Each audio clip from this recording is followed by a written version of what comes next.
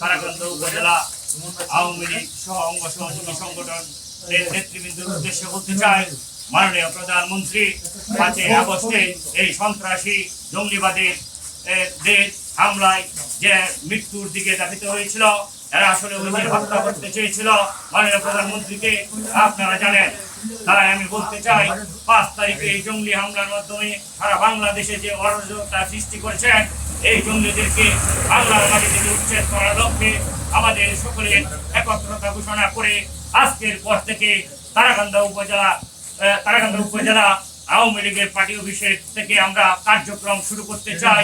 মাননীয় প্রধানমন্ত্রীর দিক নির্দেশনা এই তারাকান্দা পার্টি অফিসের থেকে আগামী যত রাজনীতির কর্মকাণ্ড আছে আমরা পরিচালনা করব। আপনারা জানেন, বাংলাদেশে প্রত্যেকটি জেলায় উপজেলায় ফুলপুর তারাকান্দা তথা বঙ্গবন্ধু কন্যার জননী শেখ হাসিনার নির্দেশে দক্ষিণ কোরিয়া আওয়ামী লীগের আহ্বায়ক শেখ হাসিনা সংগ্রাম পরিষদের সভাপতি তোফাজ্জল হোসেন রনু ভাইয়ের নেতৃত্বে আমরা এই তারাকান্দা পার্টি অফিসকে আজকে শুভ উদ্বোধন ঘোষণা করলাম।